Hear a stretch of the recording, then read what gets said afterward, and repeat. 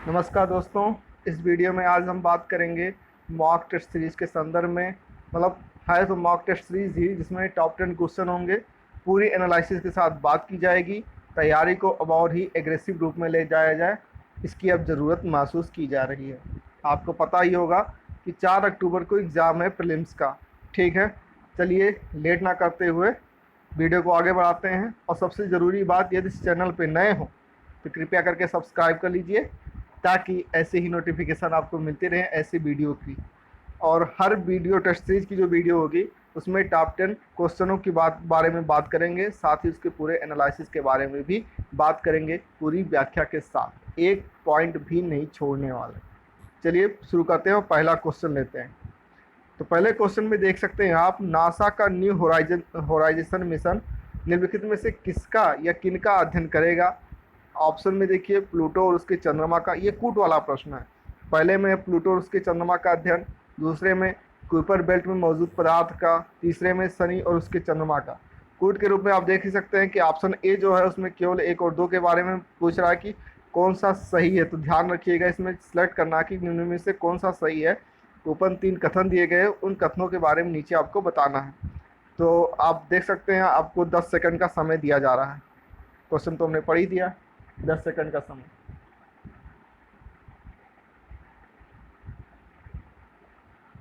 समय कंप्लीट। चलिए अब चलते हैं फुल एनालिसिस के साथ। वैसे तो समय आपको और मिलना चाहिए, लेकिन फिर भी वीडियो को ज़्यादा लंबा नहीं खींचने के लिए समय थोड़ा कम रख रहे हैं। आपको अगर और समय चाहिए तो वीडियो को पॉज करके समय ले सकते हैं, जितना मन चाहे उतना, लेकिन 1 मिनट से ज़्यादा का समय मत दीजिएगा। तो चलिए अब इसके फुल एनालिसिस पे बात करते हैं। तो नासा का जो न्यू होराइजन मिशन है, यह प्रक्षेपित किया गया था 19 जनवरी 2006 को। दूसरे में जो था प्लूटो फ्लाई वाई 14 जुलाई 2015 को प्रक्षेपित किया गया था। अल्टीमा थूले फ्लाई वाई 1 जनवरी 2019 को प्रक्षेपित किया गया था। इसका जो मुख्य उद्देश्य था, प्लूटो और इसके चंद्रमा तथा कुइपर बेल्ट में मौजूद पदार्थों का अध्ययन। अब आपके दिमाग में प्रश्न उठ रहा होगा कि ये आखिर कुइपर बेल्ट है क्या। तो कुइपर बेल्ट के बारे में बात करें तो दरअसल ये सौर प्रणाली का एक क्षेत्र है, जो 8 प्रमुख ग्रहों, जो हमारे सौरमंडल के 8 प्रमुख ग्रह हैं, उनके आगे के क्षेत्र में स्थित है। साथ ही नेपच्यून ग्रह की कक्षा से लेकर सूर्य की लगभग 50 खगोलीय इकाई तक फैला हुआ है।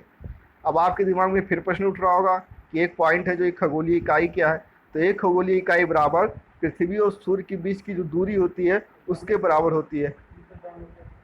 एक खगोलीय इकाई बराबर पृथ्वी सूर्य के बीच की जो दूरी होती है उसे एक खगोलीय इकाई कहते हैं। ठीक है। या क्षुद्र ग्रह एक बेल्ट के समान है। इसमें कई छोटे पिंड शामिल होते हैं, जो सभी सौर मंडल निर्माण के अवशेष हैं। तो आपको समझ में आ गया होगा क्यूपर बेल्ट क्या है। कि एक क्यूपर बेल्ट सौर प्रणाली का एक क्षेत्र है, जो 8 प्रमुख ग्रहों के आगे के क्षेत्र में स्थित है। ठीक है। अब आगे बढ़ते हैं दूसरे क्वेश्चन की ओर। दूसरा क्वेश्चन है, निम्नलिखित में से किन राज्यों में सशस्त्र बल विशेषाधिकार अधिनियम 1958 लागू है। सशस्त्र बल विशेषाधिकार अधिनियम से संबंधित मतलब तात्पर्य इसका अफस्पा एक्ट से है।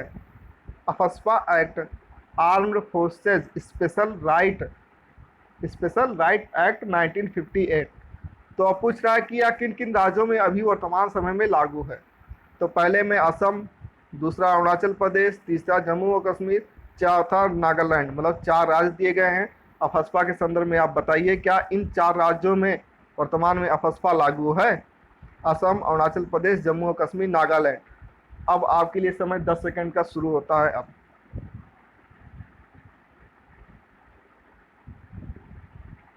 समय कंप्लीट हुआ। आइए अब इसके एनालिसिस के बारे में बात करते हैं। तो इसमें दूसरे का सी सही है।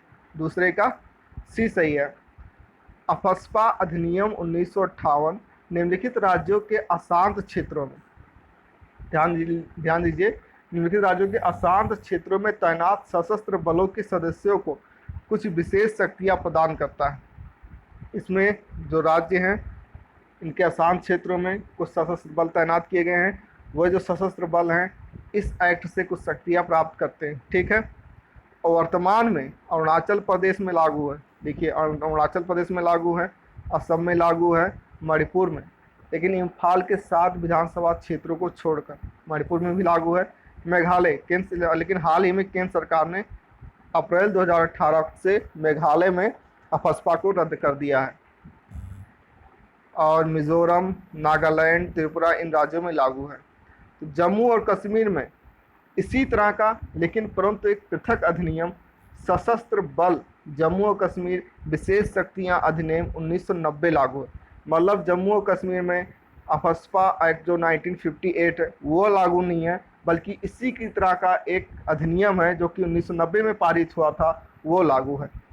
आइए एक बार फिर से क्वेश्चन पे चलते हैं। जिन जिन लोगों ने जम्मू कश्मीर वाले ऑप्शन को अपने सही ऑप्शन में चुना होगा उनका तो क्वेश्चन गलत हुआ होगा।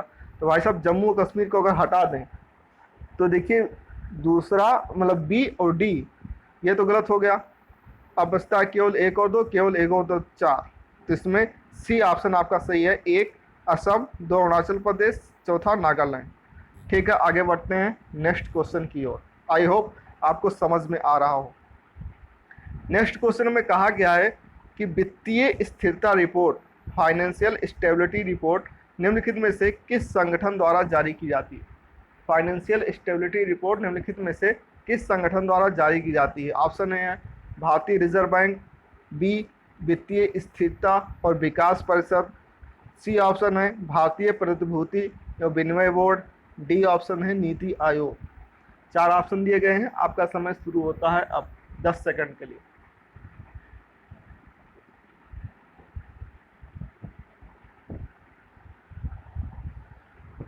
समय समाप्त भैया। चलिए चलते हैं पूर्ण व्याख्या की ओर।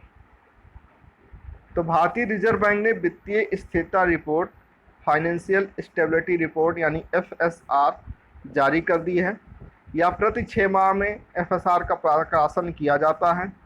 FSR में समष्टिगत आर्थिक माहौल, वित्तीय संस्थानों, बाजारों और बुनियादी ढांचे पर पड़ने वाले जोखिमों की प्रकृति, परिमाणों तथा प्रभाव की आवधिक यानी पीरियाडिक समीक्षा की जाती है। उपरोक्त रिपोर्ट दबाव परीक्षणों के माध्यम से वित्तीय क्षेत्र के लचीलेपन का भी आकलन करती है। दबाव परीक्षणों का उपयोग यह पता लगाने के लिए किया जाता है कि कैसे कुछ प्रतिकूल आर्थिक परिदृश्य जैसे कि एक गंभीर मंदी या वित्तीय संकट या फिर किसी कंपनी, उद्योग या विशिष्ट पोर्टफोलियो को प्रभावित करेगा। दबाव परीक्षण आमतौर पर कंप्यूटर द्वारा उत्पन्न किए गए एक अनुकरणीय मॉडल होते हैं जो काल्पनिक परिदृश्यों का क्या करते हैं, परीक्षण करते हैं। अभी एक समाप्त नहीं हुआ, आगे भी हमने कहा था ना एक भी पॉइंट नहीं छोड़ेंगे। उससे संबंधित जो लेटेस्ट अपडेट होंगे उसके बारे में भी बात करेंगे। तो आइए FSR का जो 18वीं प्रकाशन है, 18वीं FSR रिपोर्ट है, उसके निष्कर्षों के बारे में थोड़ा सा देख लेते हैं जो हाल ही में RBI ने प्रकाशित किए हैं। वैश्विक आर्थिक वातावरण और वित्तीय क्षेत्र में उभरती हुई चुनौतियों के बावजूद भारत की वित्तीय प्रणाली स्थिर बनी हुई है, सबसे बड़ी बात, और बैंकिंग क्षेत्र में सुधार के संकेत मिल रहे हैं। इन सकारात्मक संकेतों के कारणों में बैंकों की परिसंपत्तियों की गुणवत्ता में सुधार के साथ साथ बैंक साख वृद्धि भी शामिल है। ठीक है, दूसरा पॉइंट है मार्च 2018 और सितंबर 2018 के बीच अनुसूचित वाणिज्यिक बैंकों की साख वृद्धि में सुधार हुआ है। ऐसा मुख्यतः निजी क्षेत्र के बैंकों में हुई साख वृद्धि से संभव हुआ है। ये निष्कर्ष है 18वीं FSR रिपोर्ट का। साथ ही में RBI ने फिर कहा कि वर्ष 2018 और 2019 के लिए वैश्विक समृद्धि का दृष्टिकोण स्थिर बना हुआ है। हालांकि उन्नत अर्थव्यवस्थाओं की संकुचित वित्तीय दशाओं, संरक्षणवादी व्यापार नीतियों और वैश्विक भू राजनीतिक तनाव के कारण उभरती हुई अर्थव्यवस्थाओं के लिए जोखिम बढ़ गया है। इतना ही नहीं, घरेलू स्तर पर वर्ष 2018-19 की दूसरी तिमाही में सकल घरेलू उत्पाद में मामूली गिरावट भी दर्ज की गई है, जबकि मुद्रास्फीति नियंत्रण में है। वर्तमान में मुद्रास्फीति 2% है। मुद्रास्फीति का मतलब महंगाई। वर्तमान में मुद्रास्फीति 2% है, जो कि 2% से 6% की जो औसत सीमा के अंतर्गत है। RBI ने एक औसत सीमा डिसाइड की है कि 4 ± 2, 4 ± 2 ये RBI ने डिसाइड किया है कि भाई साहब मुद्रास्फीति 4 + 2 मतलब 6 से ज़्यादा नहीं होनी चाहिए और 2 से कम भी नहीं होनी चाहिए। तो अधिकतम सीमा 6 है और न्यूनतम सीमा 2 है। ठीक है, उसके हिसाब से दो मतलब औसत सीमा के अंतर हैं। नेक्स्ट है सकल घरेलू उत्पाद यानी जीडीपी में विकास दर 7.1 रही, परंतु कच्चे तेल की कीमतों में गिरावट के साथ सकल स्थिर पूंजी निर्माण में वृद्धि हुई है। अब आपको कन्फ्यूजन हो रहा होगा कि आखिर इतनी हैवी टर्मोलॉजी यानी सकल स्थिर पूंजी निर्माण क्या है। तो इसके लिए इकोनॉमी का एक नया लेक्चर जब शुरू करेंगे तो उसमें बाकायदा डिटेल में बताएंगे आपको। फिलहाल समय की बाध्यता को समझते हुए आगे बढ़ते हैं। तो सकल जीडीपी की जो विकास दर है वो 7.1% रही, परंतु कच्चे तेल की कीमतों में गिरावट के साथ सकल स्थिर पूंजी निर्माण में भी वृद्धि हुई है, जो भविष्य में होने वाली सतत वृद्धि के लिए एक सकारात्मक संकेत है। चलिए अब नेक्स्ट क्वेश्चन की ओर चलते हैं। तो नेक्स्ट क्वेश्चन है, हाल ही में समाचारों में रहा परिवेश पोर्टल निम्नलिखित में से किससे संबंधित? हाल ही में समाचारों में रहा परिवेश पोर्टल निम्नलिखित में से किससे संबंधित है? ऑप्शन ए है पर्यावरण संबंधी मंजूरी से, ऑप्शन बी है प्रत्यक्ष विदेशी निवेश से, ऑप्शन सी है आगमन पर वीजा से, या option D online ticket booking से। समय स्टार्ट होता है, 10 सेकंड मिलते हैं आपको। चलिए शुरू करें।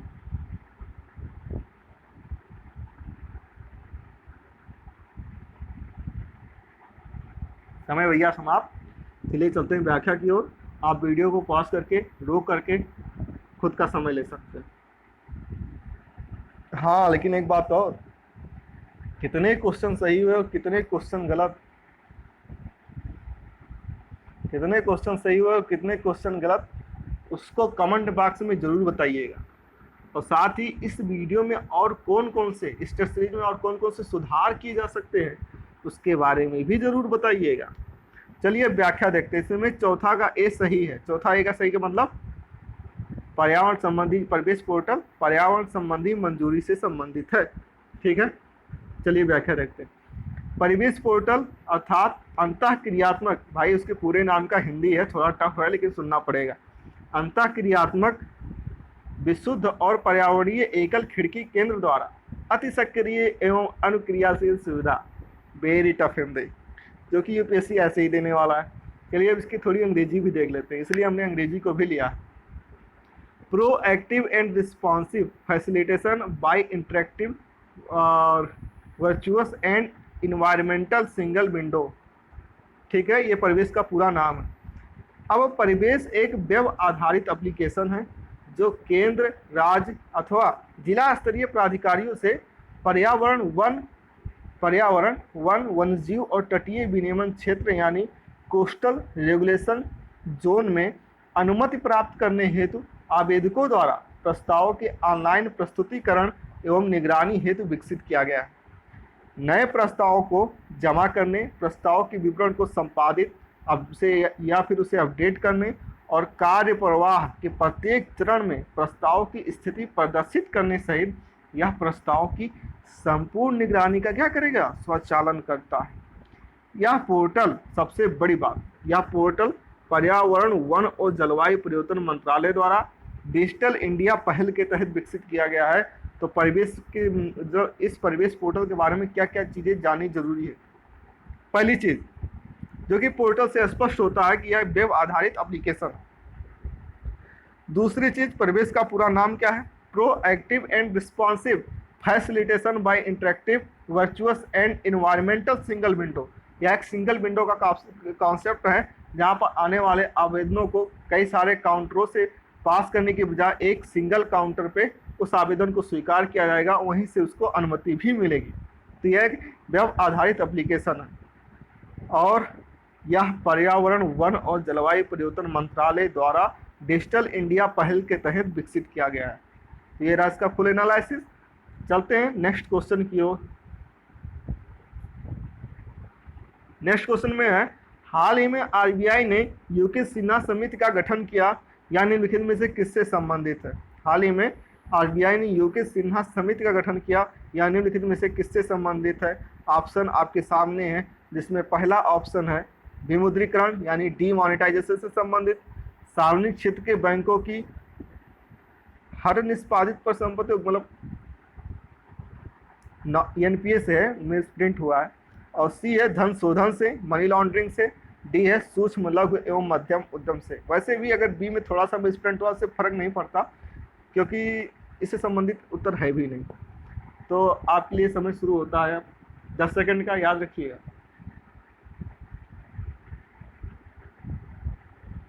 समय समाप्त। चलिए आंसर की ओर बढ़ते हैं। हम यही भी बता देते हैं, आरबीआई ने यूके सिन्हा समिति का जो गठन किया था, इसमें ऑप्शन डी सही है, सूक्ष्म लघु एवं मध्यम उद्यम MSME सेक्टर से संबंधित है। चलिए फिर भी आंसर की तरफ बढ़ते हैं। भारतीय रिजर्व बैंक ने सेबी के पूर्व अध्यक्ष यूके सिन्हा की अगुवाई में 8 सदस्यीय विशेषज्ञ समिति का गठन किया। तो सबसे बड़ी बात, यूके सिन्हा की जो समिति थी उसके गठन के मूलभूत बैकग्राउंड में, पृष्ठभूमि में कौन थे? आरबीआई भैया थे। तो आरबीआई भाई साहब ने सेबी के पूर्व अध्यक्ष यूके सिन्हा की अगुवाई में या नेतृत्व में 8 सदस्यीय एक पैनल का गठन किया, जिसका मुख्य कार्य था सूक्ष्म लघु और मध्यम उद्यमों के कार्य निष्पादन पर प्रभाव डालने वाली संरचनात्मक बाधाओं और घटकों का पता लगाना एवं इन्हें भली बात समझना। दरअसल पैनल MSME क्षेत्र की आर्थिक और वित्तीय स्थिरता के लिए दीर्घकालिक समाधान का सुझाव देगा। ठीक है। सरकार ने MSME के संपूर्ण विकास के लिए एक अस्थायी पारितंत्र का सृजन करने के उद्देश्य से निर्यात संवर्धन सेल की भी स्थापना की है। समिति की विचारणीय विषय जो हैं कुछ इस प्रकार हैं: SME क्षेत्र की सहायता करने हेतु वर्तमान संस्थागत ढांचे की समीक्षा करना, उपरोक्त क्षेत्र में मौजूद आर्थिक सुधारों के प्रभाव का अध्ययन करना, उसके विकास को अवरुद्ध करने वाली संरचनात्मक समस्याओं की पहचान करना, साथ ही उपरोक्त क्षेत्र को समय समय पर वित्त की पर्याप्त उपलब्धता को प्रभावित करने वाले घटकों की जांच करना भी इसका एक मुख्य उद्देश्य है। जो इस उद्देश्य के ये मुख्य उद्देश्य जिस पर समिति विचार करेगी। ऐसे और साथ ही MSME हेतु उत्कृष्ट वैश्विक प्रणालियों का अध्ययन करना, भारत में जहां कहीं भी उपयुक्त हो इन्हें अपनाने हेतु सिफारिश करना, ये भी एक विचारणीय विषय है। MSME केंद्रित मौजूदा नीतियों और इसके प्रभावों की समीक्षा करना, साथ ही इस क्षेत्र के विकास में तीव्रता लाने हेतु टेक्नोलॉजी को प्रभावी बनाने संबंधी उपायों का प्रस्ताव रखना कि आखिर किन किन टेक्नोलॉजियों को शामिल कर हम SME सेक्टर को और अधिक बेहतर बना सकते हैं। SME सेक्टर की आर्थिक और वित्तीय स्थिरता के लिए दीर्घकालिक सुझाव देना। विशेषज्ञ की समिति ने अपना प्रतिवेदन जून 2019 में प्रस्तुत किया। ठीक है, ये तो अब समाप्त हुआ। चलिए नेक्स्ट क्वेश्चन की ओर बढ़ते हैं। एक और ज़रूरी सूचना, अगर इस वीडियो की PDF चाहिए, धमकी नहीं दे रहा हूँ यार, रिक्वेस्ट कर रहा हूँ, अगर इस वीडियो की PDF चाहिए या आपको इस इसकी वीडियो की PDF की आकांक्षा, तो आप डिस्क्रिप्शन पे मैं एक वेबसाइट दे रहा हूँ, पूरा क्विज की तरह ही है, आप जाके उस वेबसाइट पर इस क्विज को अटेम्प्ट भी कर सकते हैं। ठीक है। छठे क्वेश्चन पे आते हैं। जलवायु परिवर्तन प्रदर्शन सूचकांक निम्नलिखित में से किसके द्वारा जारी किया जाता है? ये बताओ। बहुत इजी क्वेश्चन है, बहुत बार पूछा गया, फिर भी इस टेस्ट सीरीज में हमने इस क्वेश्चन को शामिल किया। इसलिए बताइए कि जलवायु परिवर्तन प्रदर्शन सूचकांक निम्नलिखित में से किसके द्वारा जारी किया जाता है? ऑप्शन ए संयुक्त राष्ट्र पर्यावरण कार्यक्रम, बी प्रकृति संरक्षण हेतु विश्वव्यापी कोष, सी ऊर्जा और संसाधन संस्थान, डी इनमें से कोई नहीं। कौन जारी करता है जलवायु परिवर्तन प्रदर्शन सूचकांक? 10 सेकंड शुरू होता है अब।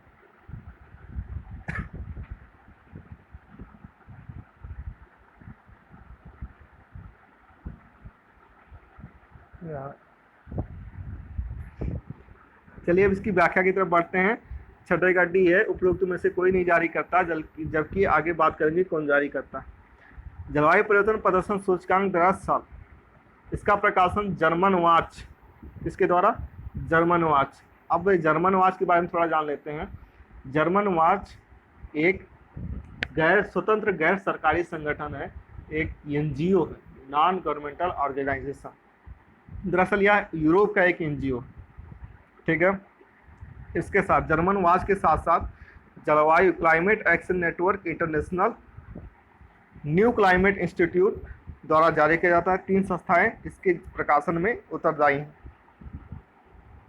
पहला है जर्मन वॉच, दूसरा क्लाइमेट एक्शन नेटवर्क तीसरा है न्यू क्लाइमेट इंस्टीट्यूट। ठीक है, 3 संस्थाएं इसमें जारी करते हैं इस रिपोर्ट को। अच्छी रैंकिंग है तो पर्याप्त प्रयासों की कमी के कारण 2019 के सूचकांक में शीर्ष 3 स्थानों पर जगह पाने में कोई भी देश सफल नहीं रहा। हालांकि स्वीडन रैंकिंग में शीर्ष स्थान पे है, लेकिन वह चौथे स्थान पे है। शुरू के तीसरे स्थान तक कोई भी देश उस लायक था ही नहीं कि उसे उन 3 स्थानों में से कोई एक स्थान प्राप्त हो सके। ठीक है, आगे बढ़ते हैं। हालांकि स्वीडन रैंकिंग में शीर्ष स्थान पर रहा, लेकिन वो चौथे स्थान पे। उसके बाद स्वीडन के बाद मोरक्को है और लिथुआनिया का स्थान। मानकीकृत मानदंडों के आधार पर सूचकांक में 56 देशों और यूरोपियन संघ के जलवायु 56 देश प्लस 1 यूरोपीय संघ, कुल मिलाकर 57 देशों को शामिल किया गया है। जलवायु संरक्षण प्रदर्शन का मूल्यांकन और उनकी तुलना करता है। ठीक है, अभी खत्म नहीं हुआ, आगे भी है। रैंकिंग परिणामों को 4 श्रेणियों के तहत विभाजित 14 संकेतकों के आधार पर एक समग्र प्रदर्शन के आधार पर परिभाषित किया जाता है। 4 संकेतों में जो पहला संकेतक है ग्रीन हाउस गैस उत्सर्जन, दूसरा संकेतक नवीकरणीय ऊर्जा, तीसरा संकेतक ऊर्जा और उपयोग, चौथा संकेतक देशों की जलवायु नीति से संबंधित बातें। ठीक है, ये 4 संकेतक हैं। CCPI यानी जलवायु परिवर्तन प्रदर्शन सूचकांक एक ऐसा साधन है जिसका निर्माण अंतर्राष्ट्रीय जलवायु राजनीति में ट्रांसपेरेंसी यानी पारदर्शिता को बढ़ाने के उद्देश्य से किया गया है। अब भारत के बारे में बात कर लें तो भारत का स्कोर 62.93 है और यह समग्र सूचकांक में 11वें स्थान पे है। भारत ने अक्षय ऊर्जा श्रेणी में पिछले वर्ष की तुलना में 3 स्थान पर अपने प्रदर्शन में सुधार किया है, जिसमें यह मध्यम प्रदर्शन करने वाले देशों के समूह में शामिल हो गया। तो आइए अब इसे और अपडेट करते हैं। ये रिपोर्ट 2019 की है। लेटेस्ट रिपोर्ट जिस समय मैं वीडियो बना रहा हूँ उस समय 2020 की लेटेस्ट रिपोर्ट आ चुकी है। तो आइए अब 2020 के बारे में बात करते हैं। 2020 के बारे में अगर बात करेंगे तो जो भारत का स्कोर है वह 11वें स्थान से 2 पायदान सुधर कर 9वें स्थान पे आ गया। टोटल स्कोर नहीं, रैंकिंग, भारत की रैंक 11वें स्थान से 9वें स्थान पे आ गई। अगर स्कोर की बात करें तो 66.02 इसका स्कोर है। ठीक है, बाकी जो शुरू में बताया था पहले 3 स्थानों पर कोई देश शामिल नहीं हो पाया, और चौथे स्थान पे स्वीडन है और अंतिम स्थान पे अमेरिका। याद रखना, अंतिम स्थान पे अमेरिका है। पहले इसमें 57 देश शामिल थे, अब 58 देश हो गए हैं। 57 देश हैं प्लस एक यूरोपियन यूनियन, एक संघ, यूरोपियन मतलब यूरोपीय संघ है। तो 57 देश प्लस एक यानी 58 देश मान सकते हैं शामिल किए गए। भारत का स्कोर 62.93 है। यह समग्र सूचकांक में 11वें स्थान, सॉरी ये तो 2019 का है। भारत का स्कोर 2020 में 66.02 रहा, समग्र सूचकांक में 9वें स्थान पर है। स्वीडन का स्कोर 75 के अराउंड, 75 के करीब 75 के करीब, तो स्वीडन चौथे स्थान पे है। अमेरिका इस सूचकांक में लास्ट में। इस साल 2020 में भारत ने दो पायदान की सुधार की है। और सबसे बड़ी बात, जो मानदंड निर्धारित किया गया है ग्रीन हाउस गैस उत्सर्जन का, नवीकरणीय ऊर्जा का ऊर्जा उपयोग और जलवायु नीति का, इसमें जो सबसे ज़्यादा वेटेज वरीयता दिया जाता है तो वो ग्रीन हाउस गैस उत्सर्जन का दिया जाता है। ग्रीन हाउस गैस उत्सर्जन का सबसे ज़्यादा वरीयता दी जाती है। ठीक है, इसको 40% दिया जाता है, इसको 20% नवीकरणीय ऊर्जा को, बाकी ग्रीन हाउस गैस उत्सर्जन के अलावा बाकी जितने भी मानदंड है, तीनों मानदंड, उनको 20% और ग्रीन हाउस गैस उत्सर्जन को 40% दिया जाता है वरीयता। ठीक है, आगे बढ़ते हैं और इसका क्वेश्चन का आंसर है ऑप्शन डी, उनमें से कोई नहीं। अब बात करते हैं वित्तीय कार्रवाई बल। इसके बारे में तो आपने बहुत सुना होगा। हाल ही में पाकिस्तान को लेकर भारत बाकायदा अच्छी खासी बेइज्जती कर रहा है फाइनेंशियल एक्शन टास्क फोर्स में। वित्तीय कार्रवाई कार्यबल के संदर्भ में निम्नलिखित कथनों पर विचार कीजिए। पहला ऑप्शन है इसकी स्थापना विश्व बैंक समूह द्वारा की गई। दूसरा ऑप्शन है इसका अधिदेश आतंकी वित्त पोषण तथा धन शोधन पर अंकुश लगाना। भैया विकल्प आपके सामने है, आपको 10 सेकंड का समय दिया जाता है। क्वेश्चन हमने पढ़ लिया है और आपको सुना भी दिया। चलिए आपका समय शुरू होता है अब।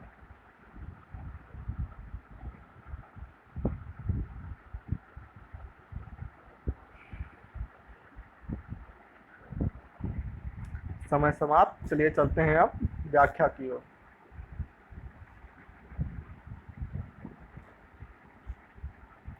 सातवें का 20 का सही जवाब है वित्तीय कार्यवाही कार्यबल यानी फाइनेंशियल एक्शन टास्क फोर्स। इसकी स्थापना जुलाई 1979 में हुई और पेरिस में हुआ था। ये 7 देशों के समूह यानी G7 द्वारा इसकी स्थापना की गई थी, ना कि विश्व बैंक समूह के द्वारा। प्रारंभ में इसका कार्य धन शोधन यानी मनी लॉन्ड्रिंग से निपटने के उपायों को विकसित करना या सुनना था, अतः कथन एक सही नहीं है। कथन एक में क्या था भाई साहब? कथन एक में था इसकी स्थापना विश्व बैंक समूह द्वारा की गई, तो ये गलत है क्योंकि इसकी स्थापना G7 समूहों द्वारा की गई। कब की गई थी? 1989 में पेरिस में की गई थी।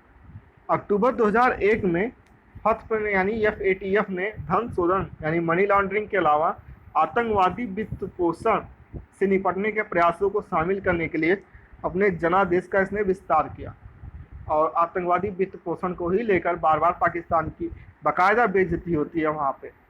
इसका उद्देश्य FATF यानी फाइनेंशियल एक्शन टास्क फोर्स का जो उद्देश्य है ऐसे मानकों को निर्धारित करना और अंतर्राष्ट्रीय वित्तीय प्रणाली की अखंडता से संबंधित संकटों जैसे धन शोधन करना, ये संकट है सब, धन शोधन करना, आतंकवादी वित्त पोषण और अन्य से निपटने के लिए कानूनी विनियामक और परिचालन उपायों के प्रभावी कार्यान्वयन को बढ़ावा देना।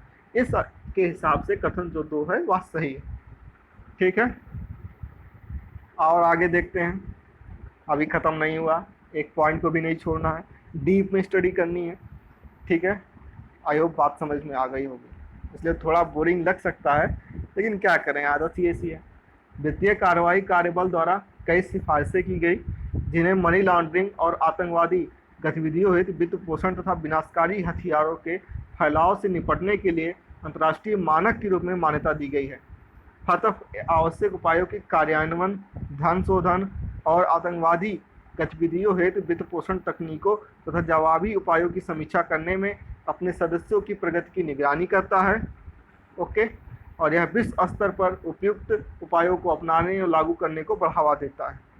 फाइनेंशियल एक्शन टास्क फोर्स की निर्णय लेने वाली निकाय कार्यवाही की बैठक 1 वर्ष में 3 बार होती है और FATF में 38 सदस्य हैं। टोटल कितने सदस्य हैं? 38 सदस्य हैं। इसकी स्थापना 1999 में हुई थी। G7 समूह द्वारा इसकी स्थापना की गई थी पेरिस में।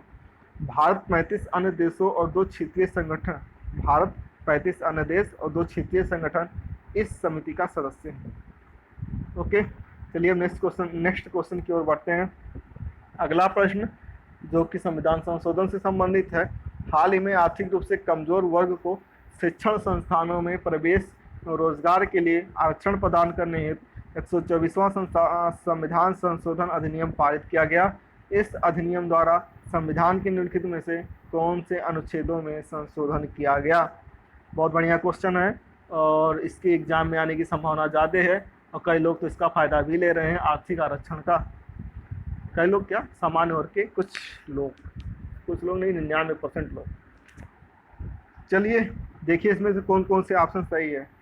अनुच्छेद 14, 15, 16, 19 ये तो हैं। अब कोट में देखते हैं, केवल 1 और 2, 3, 4, केवल 2 और 3, 1, 2, 3, 4।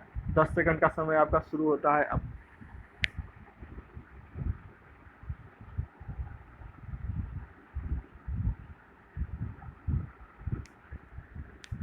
समय समाप्त। चलिए देखते हैं इसकी व्याख्या। 124वें संविधान संशोधन विधेयक का जो मुख्य उद्देश्य है आर्थिक रूप से कमजोर वर्गों के लिए सरकारी नौकरियों तथा उच्च शिक्षा में आरक्षण प्रदान करना है। संविधान के अनुच्छेद 15 और 16 में खंड 6 को समाविष्ट यानी 15 और 16 में 6 को जोड़कर 16वां का 6 जिसे हम पढ़ते हैं को समाविष्ट कर रोजगार और शिक्षा में आर्थिक आरक्षण प्रदान किए जाने का प्रस्ताव रखा गया है। संविधान संशोधन विधेयक के प्रावधान अनुच्छेद 15 में संशोधन कर यह खंड राज्य को शैक्षणिक संस्थानों में आरक्षण प्रदान करने तथा आर्थिक रूप से कमजोर वर्ग की उन्नति के लिए विशेष प्रावधान करने में सक्षम बनाता है। इसमें यह उल्लेख किया गया है कि निजी संस्थानों सहित किसी भी शैक्षणिक संस्थान में इस तरह के आरक्षण क्यों किए जा सकते हैं, चाहे वह सहायता प्राप्त हो अथवा नहीं। केवल अल्पसंख्यक शिक्षण संस्थानों को छोड़कर जो अनुच्छेद 301 के तहत आते हैं। इसलिए इम्पॉर्टेंट पॉइंट यहाँ पर आपको एक और मिल रहा है कि भाई साहब आर्थिक आरक्षण के तहत किन शिक्षण संस्थानों को छूट प्राप्त है, तो केवल अल्पसंख्यक शिक्षण संस्थानों को छूट प्राप्त है। इसमें आगे कहा गया है कि आरक्षण की अधिकतम सीमा 10% होगी, जो मौजूदा आरक्षण के अतिरिक्त होगी। ठीक है, आगे अब बात करते हैं अनुच्छेद 16 में संशोधन प्रस्तावित अनुच्छेद 16(6), ऐसे याद रखिएगा, अनुच्छेद 16(6) जोड़ा गया है, 16 में 6 जोड़ा गया है। राज्य को मौजूदा आरक्षणों के अतिरिक्त अधिकतम 10% के अधीन नियुक्तियों में आरक्षण का प्रावधान करने में सक्षम बनाता है। आर्थिक रूप से कमजोर वर्गों की परिभाषा अनुच्छेद 15 और 16 के प्रयोजनों के लिए राज्य द्वारा समय समय पर परिवार की आय और आर्थिक पिछड़ेपन के अन्य संकेतकों के आधार पर इस तरह के वर्ग को अधिसूचित किया जाएगा। यह वर्ग अनुसूचित जाति, अनुसूचित जनजाति और सामाजिक एवं शैक्षणिक रूप से पहले से निर्दिष्ट पिछड़े वर्गों से पृथक होगा। अतः विकल्प भी सही है, जिसमें 15 और 16 इसी में संशोधन किया गया है, बाकी और किसी में नहीं। 9वां क्वेश्चन है, जेनेटिक इंजीनियरिंग मूल्यांकन समिति के संदर्भ में निम्नलिखित कथनों पर विचार कीजिए। यह जैव विविधता अधिनियम 2002 के अंतर्गत एक सांविधिक निकाय है। पहला, यह देश में जोखिमपूर्ण सूक्ष्मजीवों या आनुवंशिक रूप से निर्मित जीवों एवं कोशिकाओं के निर्माण, प्रयोग, आयात, निर्यात तथा भंडारण को नियंत्रित करता है। तो उपरोक्त कथनों के आलोक में निम्नलिखित में से कौन से कथन सही हैं? ऑप्शन केवल 1, केवल 2 या 1 और 2 दोनों, ना तो 1 ना तो 2। 4 ऑप्शन है आपके विकल्प, मतलब आपका समय शुरू होता है अब 10 सेकंड का।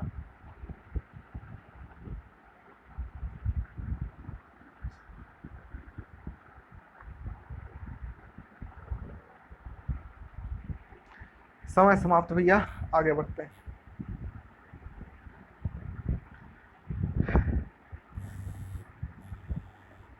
आनुवांशिकी अभियांत्रिकी मूल्यांकन समिति,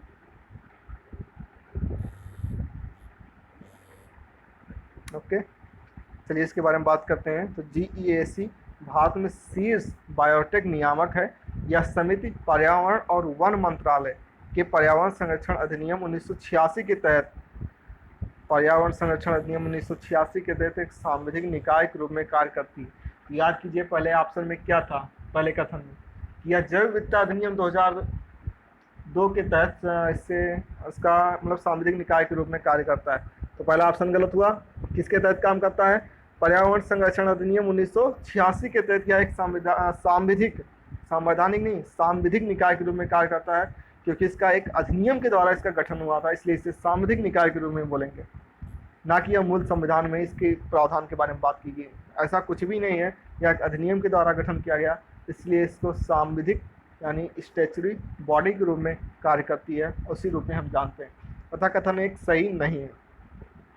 GEAC यानी जेनेटिक इंजीनियरिंग, अब मूल्यांकन की अंग्रेजी क्या होगी? खैर, आनुवांशिक अभियांत्रिकी मूल्यांकन समिति, ओके, में खतरनाक सूक्ष्म जीवों या आनुवांशिक रूप से निर्मित जीवों और कोशिकाओं के निर्माण, उद्योग, आयात, निर्यात एवं भंडारण को नियंत्रित करती है। अतः कथन 2 सही है। GEAC की अध्यक्षता पर्यावरण, वन और जलवायु परिवर्तन मंत्रालय के विशेष सचिव या अपर सचिव द्वारा की जाती है तथा जैव प्रौद्योगिकी विभाग, डिपार्टमेंट ऑफ बायोटेक्नोलॉजी के एक प्रतिनिधि द्वारा इसकी सह अध्यक्षता की जाती है। वर्तमान में इसके 24 सदस्य हैं और उपरोक्त कथनों के अनुसार इन क्षेत्रों में अनुप्रयोगों की समीक्षा करने के लिए प्रत्येक माह एक बैठक होती है। GMO के लिए अन्य नियामक एजेंसियां भी हैं, जैसे पर्यावरण संरक्षण अधिनियम 1986 के अनुसार उन सक्षम प्राधिकारियों और उनकी संरचना को इन नियमों के तहत अधिसूचित किया गया है, जिसमें शामिल है RDNA सलाहकार समिति, संस्थागत जैव सुरक्षा समिति, आनुवांशिक परिचालन पर समीक्षा समिति, जेनेटिक इंजीनियरिंग मूल्यांकन समिति, RDAC का ये जो ऊपर के 3 हमने बोला ना, RDNA सलाहकार समिति, संस्थागत जैव सुरक्षा समिति, आनुवांशिक परिचालन पर समीक्षा समिति, ये तीनों पर्यावरण संरक्षण अधिनियम 1986 के अनुसार गठित किए गए हैं। जेनेटिक इंजीनियरिंग मूल्यांकन समिति RDAC जो ऊपर के तीनों हैं उनकी मुख्य निगरानी का कार्य करता है ये जेनेटिक इंजीनियरिंग मूल्यांकन समिति। ठीक है, अब आगे बढ़ते हैं। नेक्स्ट क्वेश्चन की ओर, फाइनल क्वेश्चन, अंतिम क्वेश्चन। चैन की सांस लीजिए, अभी आपको इस क्वेश्चन के बाद छुट्टी मिलने वाली। भगोड़ा आर्थिक अपराधी अधिनियम के संदर्भ में निम्नलिखित कथनों पर विचार कीजिए। पहला है, जिस व्यक्ति के विरुद्ध कार्यवाही शुरू की गई है उसे संबंधित न्यायालय में पेश होने के लिए 6 महीने का समय दिया जाता है। दूसरा कथन कह रहा है, इसमें ऐसे मामलों को शामिल किया जाएगा भाई साहब जिनमें न्यूनतम 50 करोड़ रुपए की धनराशि वाले मामले हैं, उन्हीं मामलों को सिर्फ शामिल किया जाएगा। तो आपको बताना है उपयुक्त कथनों में से कौन से कथन सही है। समय शुरू होता है अब 10 सेकंड का।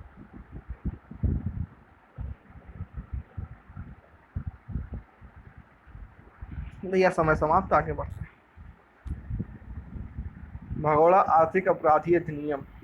एक भगोड़ा आर्थिक अपराधी को ऐसे व्यक्ति के रूप में परिभाषित किया गया है जिसके विरुद्ध प्रस्तावित विधेयक की अनुसूची में सूचीबद्ध किसी भी अपराध के लिए गिरफ्तारी वारंट जारी किया गया है, और साथ ही इसके अलावा वह व्यक्ति, परिभाषा के रूप में कौन भगोड़ा आर्थिक अपराधी साबित होगा, किसे हम भगोड़ा घोषित करेंगे, उसके बारे में कुछ बात की गई है। वह व्यक्ति जो अभियोजन पक्ष का सामना करने से बचने के लिए देश छोड़ चुका हो, जैसे विजय माल्या और भी ललित मोदी, शायद हाँ ललित मोदी भी। अभियोजन पक्ष का कौन भगोड़ा साबित किसे घोषित किया जाएगा, जो अभियोजन पक्ष का सामना करने से बचने के लिए देश को छोड़ चुका हो, साथ ही अभियोजन पक्ष का सामना करने के लिए वापस आने से इनकार भी करता हो।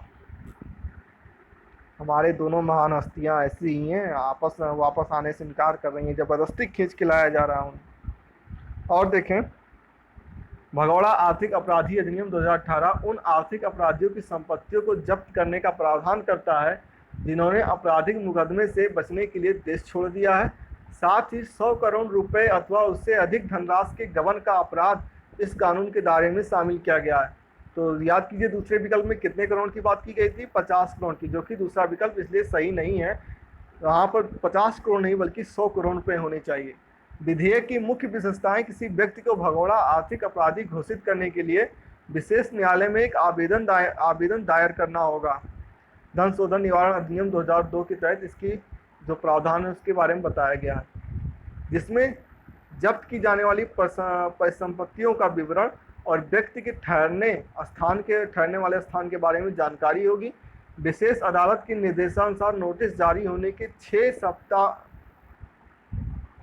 6 सप्ताह के अंदर उस व्यक्ति को निर्दिष्ट स्थान पर उपस्थित होना होगा। 6 सप्ताह के अंदर उस व्यक्ति को निर्दिष्ट स्थान पर उपस्थित होना होगा। यदि वह व्यक्ति उपस्थित हो जाता है तो कार्यवाही समाप्त कर दी जाएगी। याद कीजिए, पहले कथन में क्या था, 6 महीने का समय दिया गया था, जबकि गलत वहाँ कितना होना चाहिए, 6 सप्ताह। भगोड़ा आर्थिक अपराधी की संपत्ति की जब्ती भी की जाएगी और भगोड़े आर्थिक अपराधी के रूप में घोषित व्यक्ति की वह